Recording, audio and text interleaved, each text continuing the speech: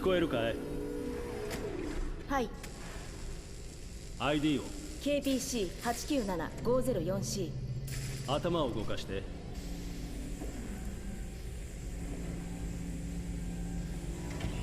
次は目を。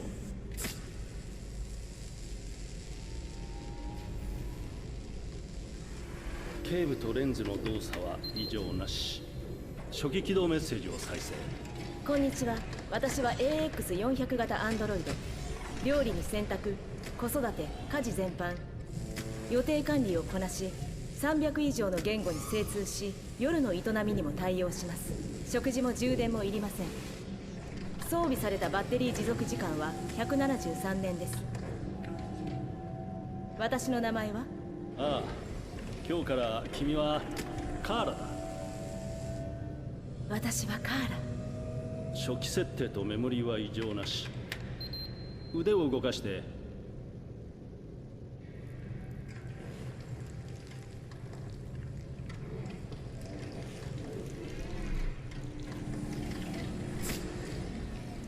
関節機能 OK。 ドイツ語で喋って。 Ich bin ein AX400 Android dritter Generation, erschaffen als Ihr persönlicher Assistent und intimer Beziehungspartner. フランス語で。 Je suis un androïde de troisième génération AX400, conçu pour être votre assistante personnelle et votre partenaire intime. OK。 じゃあ日本語で歌ってみて。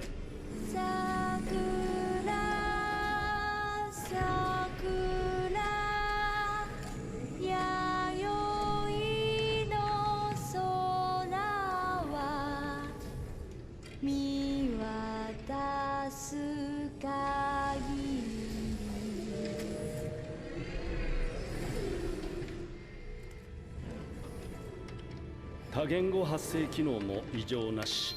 じゃあ歩いてみて。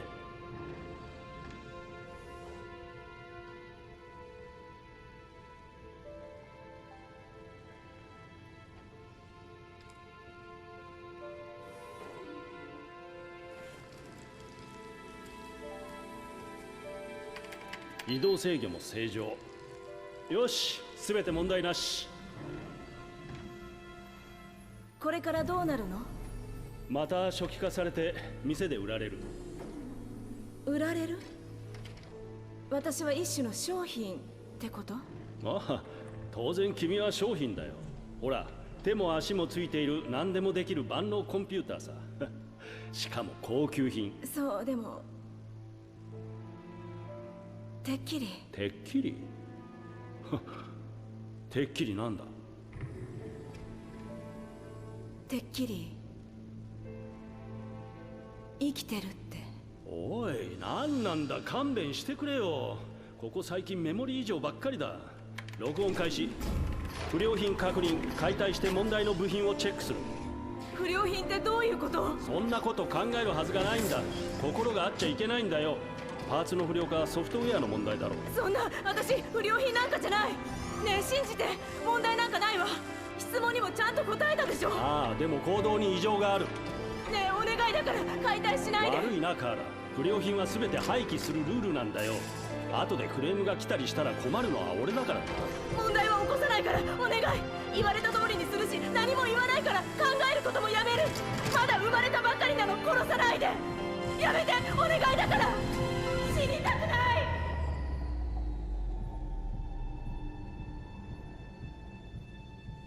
生きていたいの。お願い。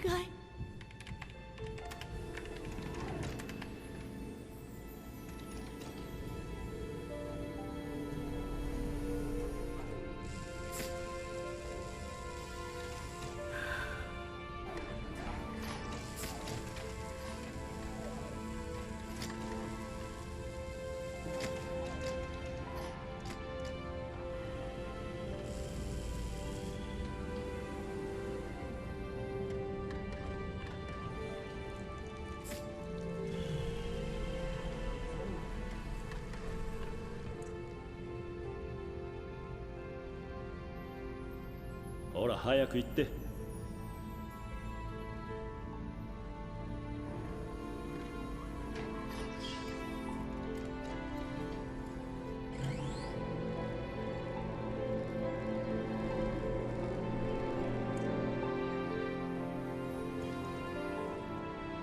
騒ぎは起こすなよ。面倒はごめんだ。ありがとう。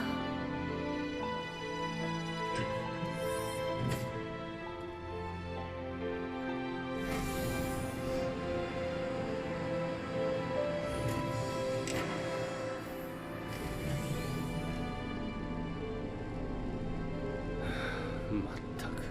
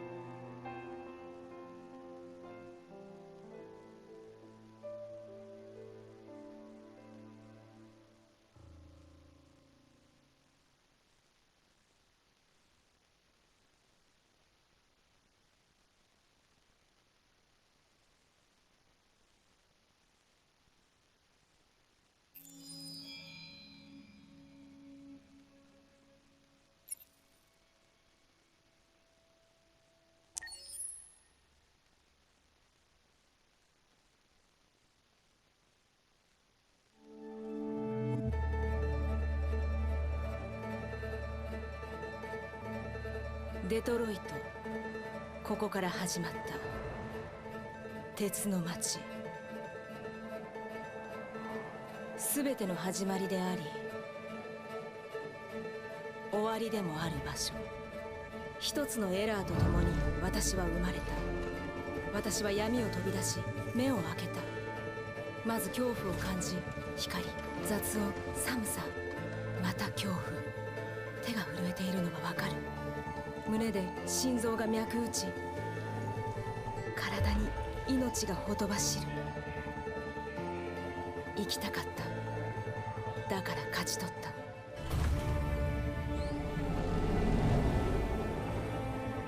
外の世界を私は知りたかった。太陽を見たかった。皮膚に感じる日の光、頬を撫でる風。世界を見たかった。色や匂いを。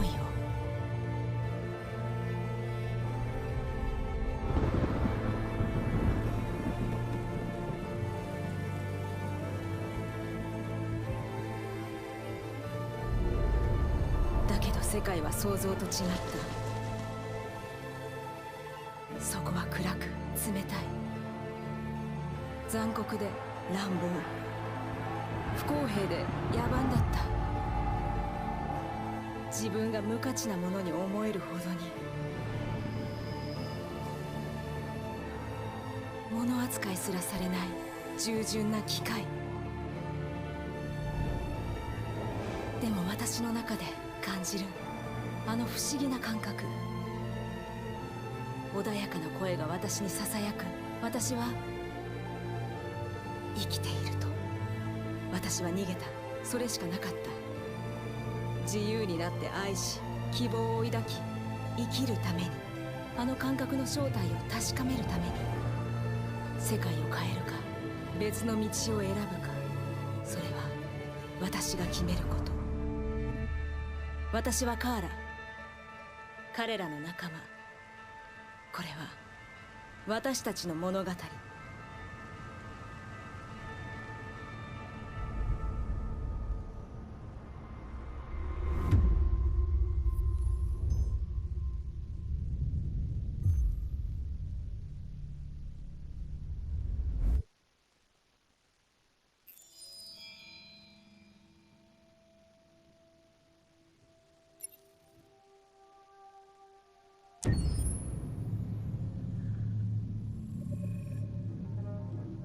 When David and Guillaume got back in touch about making Detroit, I wasn't terribly surprised they decided to make it because the fan response was so intense. So it makes sense that they would choose to do that after the enthusiasm. It was a challenge, and it was just an interesting thing to get my head around how to approach this character now as a different, much older person, and whether or not she had changed. And I'm very happy to say that with Detroit, I've had the opportunity to see Kara grow so much more than I ever expected. You do the housework, the washing, you cook the meals, and you take care of... God damn it, where the fuck's the rat gone now? Alice! Alice! I mean, she starts out essentially how she does in Kara in a very, not robotic, but, you know, android, other way, and getting to take this journey where she becomes more and more human as it goes on. You know, and as an actor, that's a wonderful exploration in every way, whether it's how she sits, her posture, how her voice changes, how emotions change, and how much emotion is based on things like empathy and social experience. And so having, you know, as much material as I got with David to have this huge, nuanced arc was really incredible. Why couldn't we just be happy? This experience has been quite different than the experiences I've had shooting film or TV or doing theater work. I have 83 dots on my face and a really flattering black wetsuit type thing, and you're jumping around with props, and it's kind of like being a 10-year-old imaginative kid, which is fun. There's 80 cameras around us. It's already lit. So we just shoot and shoot and shoot and shoot and shoot. There's no change of sets, there's no hair and makeup, there's no wardrobe, so we move really fast, and we'll go through about 35 pages in a day. Working in TV or film, we'll probably do 6 pages a day. It's kind of acting boot camp. It's like working out constantly. I mean, you're doing this thing, and then you got to do something that's completely other back to back to back. And so that kind of process of working is very challenging, but it's also very exciting because you just have to keep coming up with new ideas, and your head goes all over the place because you're trying to keep track of basically 4 different storylines for each different response. You shot that girl, for fuck's sake. It was a machine that looked like a girl. Yeah, I know what I should have done. I just told you I couldn't. All right, I'm sorry. The fact that David Cade, he's telling like many stories interwoven from beginning to end is super complicated and super impressive, and I have no idea how he keeps it all in his head. He's not just the writer or the director who's seeing this from the outside eye, he's also thinking about the player walking through this space. You know, only somebody who really, really loves not the work, but like these characters and these stories and cares about doing something meaningful would invest that much in it. And it's always inspiring to work with somebody who cares that much. My experience with motion capture is this one. And I found it sort of terrifying in a way, because they said the computer's gonna build you. But then, as we got into it, I realized all the elements of it were still artistic. I just dipped into a really brilliant setup here. I've never seen anything like it. And this won't turn me into a product because I was playing a character. So, it's wonderful. In the game, Detroit comes back because of a revolutionary industrial rebirth. And there's no reason why that can't happen in Detroit, because they have such tremendous infrastructure for millions and millions of people who can very easily support, you know, a new industry. The city is really strong and resilient, but the city has also been through so much. You see the damage. But it takes that time of kind of rebuilding and reinvesting into the city that I think is happening slowly but surely. The potential of Detroit as a city is something that this game does a lot of justice to, because it would be easy to look at Detroit as some place that used to be, and that's not the case. This game provokes a lot of conversation and reflection on our potential near-future engagement with machines. That's what we are to them. There's merchandise on display in a shop window. I think that a group that feels marginalized, feels like they deserve and have earned access to themselves and the environment around them, and are trying to figure out a way to articulate how to get freedom. What was I designed to be? Their slave? Their toy? It plays with your comfort levels. You think that this is fine, you're comfortable with it, until something blurs the line and throws you off, and now, do I feel differently about whether this should be allowed? Should it be banned? Should it be encouraged? You're gonna ruin our lives, and for what? For a bunch of machines? They are not machines! They are alive! I'm alive! You're alive! They're nothing! There are lots of comparable comparisons to any type of persecution of religion, race, etc., dating way back. It can't just be a video game where you shoot 'em up or where people make these choices to do whatever. I think that's the whole point. You have the choice, and you can either choose to go in one direction with your character or another. And I think that's going to be very telling about the gamer.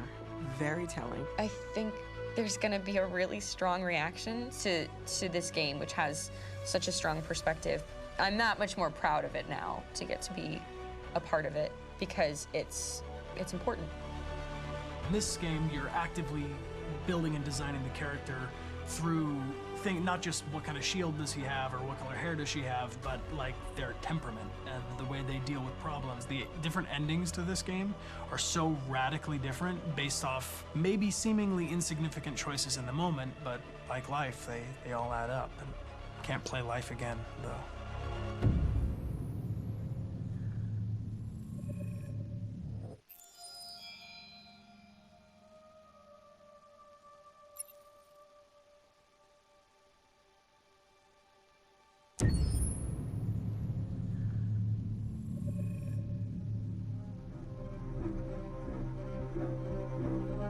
My name is Marcus.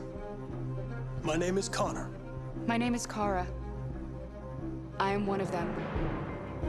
This is our story.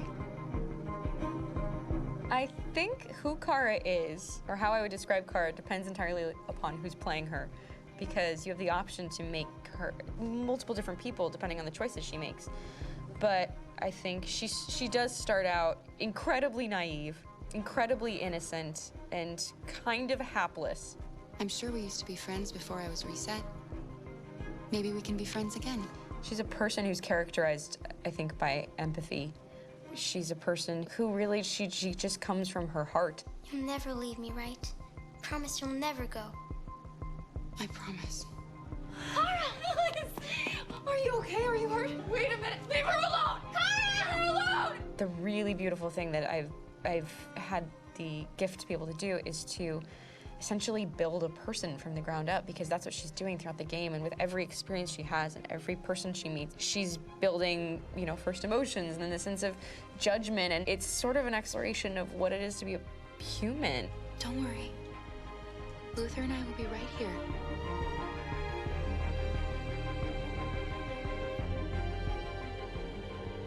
David and the creators have painted a really intriguing and engaging picture of a near future where we rely upon androids for a lot of our service class business, the class that serves us, that helps us, that handles our baristas and our drivers and our housemaids. And what is humanity, where we tap into it, how and why we treat each other the way that we do. And my character Marcus has a really intriguing journey, becoming deviant, realizing that he actually has feelings and human qualities inside of him, and it's a really incredible ascension into becoming fully realized and coming to terms with what you actually deserve better than this in life. And not only do you want it for yourself, but you want it for your peers. We've come here to demonstrate peacefully and to tell humans that we are also living beings. All we want is to live free. You know what? This thing, Dad, is not your son. It's a fucking machine! I think that a group that feels marginalized, feels disenfranchised, feels like they deserve and have earned access to themselves and the environment around them, and are trying to figure out a way to articulate how to get freedom. Connor is analytical. Connor takes things literally. He starts in the beginning place where he's very mechanical. He feels nothing inside, of course, and it's all just a system, a protocol that he is executing to get whatever he wants to happen, which is help humans stop deviants and to find the link between deviant androids. You were designed to serve humans, not kill them. What was I designed to be? Their slave? Their toy? Just say, I killed him. Is it that hard to say? Stop it! Stop! But of course, over the course of the story, and depending on the player's choices, Connor can grow in many different ways. He can deviate from that procedure or not. The moment of truth, Hank. Am I a living being? Or just a machine?